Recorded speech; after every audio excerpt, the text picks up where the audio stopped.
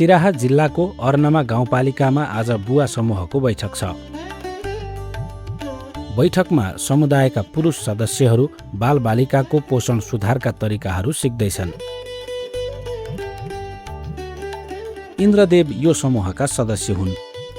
यही समूहमा सरसफाई र पोषिलो खाना बनाउने तरिका सिकेका उनी आफ्नो 4 वर्षे छोराका लागि पोषिलो जाउलो तयार गर्दैछन्।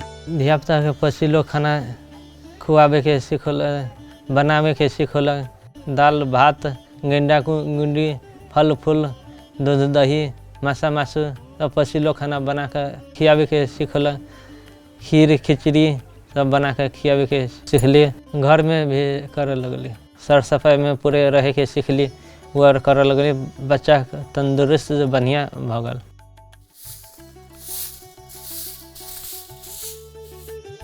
उनको समुदायमा बालबालिकाको हेरचाह, भान्सा र करेसाबारीको काम धेरैजसो महिलाहरूले गर्ने भएकाले उनी ती कार्यहरूमा खासै रुचि राख्दैनथे। तर अचेल उनको दैनिकी फेरिएको छ। अब धियापुता के हेरचाह देखभाल महिला पुरुष दुनू करे। धियापुता के खाना खुबे के जिम्मेवारी, नहनाए सहनाए महिला पुरुष दुनू के जिम्मेवारी बने हैं।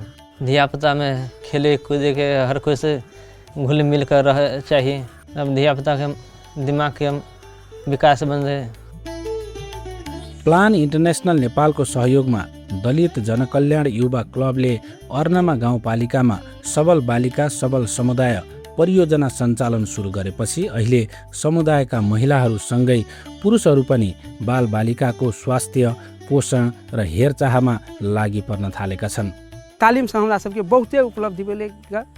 3 दिन के जे तालीम लेलिए तब हमरा सब ई सब सिखलिए जे मम्मी आ पापा दुनू के कर्तव्य छै बाल बच्चा आ चाहे घर के कोनो काम होय, खेती पाती होय, भानसा भात होय, चाहे बच्चा के नहाय धोआई करऽ पड़े, स्कूल पठाबऽ पड़े, सब चीज में श्रीमान श्रीमती मिलकर काम करऽ पड़ते। से चीज सब हम सब तालीम से जानकारी ले आ दुनू गोरा मिलकर करे छै तो बच्चों के बुझाई छै जे जते मम्मी से पबै छै तते पप्पो से पबै छै, ओकरा वृद्धि विकास होइ छै। अहिले यी समुदायमा स्वास्थ्य आमा समूहसँगै बुवा समूह समेत गठन गरी सञ्चालनमा छन्। यस्ता समूहहरूमा बालबालिकाहरूको स्वास्थ्य, सरसफाई र पोषण सुधारका बारेमा छलफल, अन्तर्क्रिया र सिप अभिवृद्धिका क्रियाकलापहरू सञ्चालन गरिन्छ। बालबच्चा कुपोषण नहुनको लागि मिलेर दुवै आमा र बुवा दुवै पुरुष र महिला दुवै मिलेर काम गर्यो भने सजिलो हुन्छ। त्यसको लागि हामीहरू यो त प्रशिक्षण दिइरहेछौँ। परियोजनाले महिला स्वास्थ्य स्वयंसेविकाहरूको समन्वयमा कमजोर आर्थिक अवस्था भएका सीमान्तकृत समुदायका बालबालिकाहरूको पोषण लेखाजोखा गर्दछ। यस्तो लेखाजोखामा कमजोर पोषण देखिएका बालबालिकाका आमा बुवालाई सामूहिक रूपमा पोषण तथा सरसफाइका कार्यक्रममा सहभागी गराइन्छ र सुधारका तरिकाहरू पनि बताइन्छ। कडा खालको चाहिँ कुपोषण आयो भने त्यसलाई चाहिँ हामीले ओटिसी सेन्टरमा पठाउँछौँ होइन। यदि मध्यम खालको कुपोषण छ भने उसलाई चाहिँ हामीले चाहिँ उसको बच्चाका आमालाई चाहिँ सरसफाइमा कसरी ध्यान दिने त्यसको लागि हामी काउन्सिलिङ गरेर उसलाई चाहिँ घरमै राम्रोसँग रेखदेख गर्नु, हरेक बार खानाचाको प्रयोग गर्नु भनेर चाहिँ हामी काउन्सिलिङ गरेर त्यसलाई चाहिँ हामी पोषण अवस्थामा ल्याउने प्रयास गर्छौँ। पौष्टिक खाना और बनबैला केहन खाना मतलब घर के खाना खियाओ। खिचड़ी में आबै है दाल अबै, चाउर अबै, कनि घी दऽ दियौ, तेना सजमनि धऽ दियौ, साग सब्जी धऽ दियौ आ खिचड़ी बना के खियाओ। दिन में 3 पटक, 6 महीना से लऽ के 9 महीना के 3 पटक कहीं खियेला। तो ओकरा और के माई और के सिखबै छी महीने महीने बैठक के। समुदायका घरहरूमा सरसफाई सूचक सहितको सफा र स्वच्छ घर क्यालेन्डर राखिएको छ। उनीहरू क्यालेन्डरका सूचकहरू पूरा भए वा नभएको बारेमा आफै स्व मूल्याङ्कन गरी सुधार गर्दछन्। ई जे अहाँके लाइन या स्व अनुगमन एक मतलब हमरा सब एहिमे पहिलका महीना के मतलब जे है से बनेली। अब दूसरा महीना में जे है हमरा सब चेक करब आ जे हमरा के कमी कमजोरी है से चीज हम जे है से सुधारब दोसर महीना। अर्कोतर्फ पोषण सुधार शिविरमा पोषिलो खानाका स्रोतहरू आफ्नै करेसाबारीमा उपलब्ध हुने र त्यसलाई सही रूपमा उपयोग गर्न सकिने कुराहरू पनि सिकाइएको छ। बरमसिया तरकारी उपजाबैला सिखौल के बारी झाड़ी नहीं से मुँह उपजेबे तब बटैये क हमें साग सब्जी करे छिए। हमरा बाड़ी में अपने है के अथी केरा के गाछ है, लताम के गाछ है, टाइम नेमो है, आम है। अपनो खाइ छियै, बुओ के खिबै छियै, सब परिवार खाइ छियै। तऽ हमर बच्चा नीमन भेलै, बीमार तीमार नहीं पड़लै, त्यास रहलियै, त्यास होते दवाई तवाई नहीं चललै और खिलिए पिलिए त करेसाबारीलाई पोषिलो खानाको स्रोतको रूपमा विकास गर्दै मौसम अनुसारका तरकारी, फलफुल, अन्न तथा गेडागुडी उत्पादनमा समेत यी सीमान्त समुदायका परिवारहरूलाई मद्दत गरिएको छ।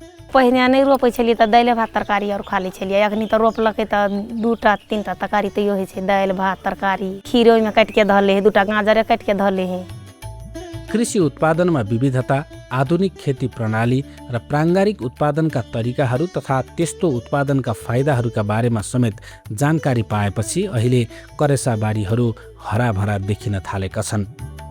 उन्नत जातका बिउ, कृषि सामग्री, कम्पोस्ट मल उत्पादन तथा प्रयोगका तरिकाहरू समेत सिकाइएको छ। बेगर दबाई के मतलब अपना हाथ से दबाई बना कर छीटे छे तो सुरक्षा है, बाल बच्चा अपनो छे।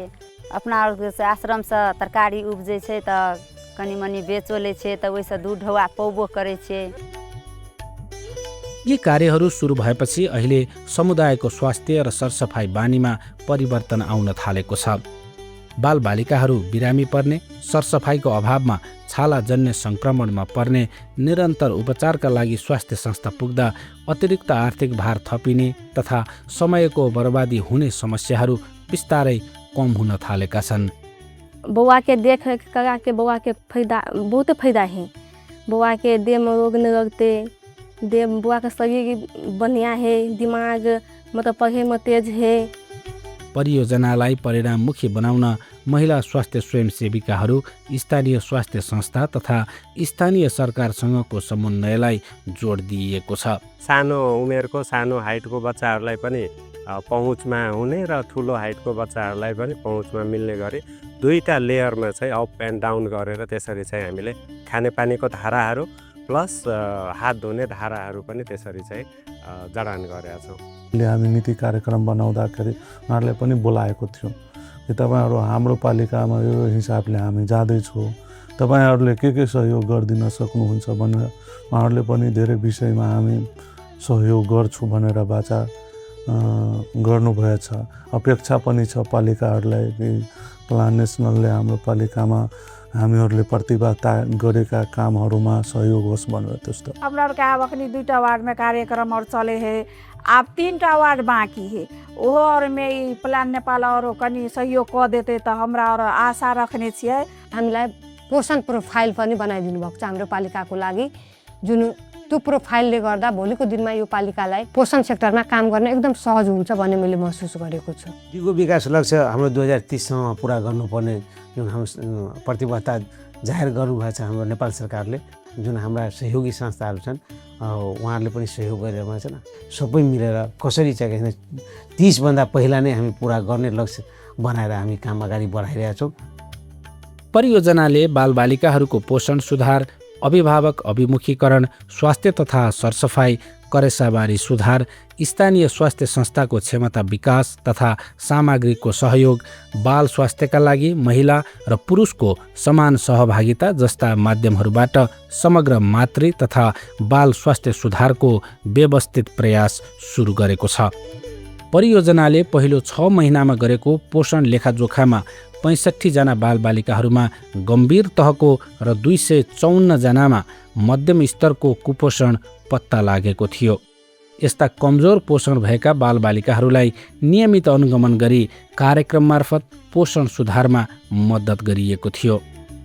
दोस्रो चरणमा गरिएको लेखाजोखामा गम्भीर कुपोषित बालबालिकाको सङ्ख्या 56 र मध्यम स्तरका कुपोषित बालबालिकाको सङ्ख्या 101 मा झरेको थियो। परियोजनाले निरन्तर प्रयास मार्फत पालिकाभित्रका सबै बालबालिकाहरूलाई सुपोषित बनाउने लक्ष्य राखेको छ।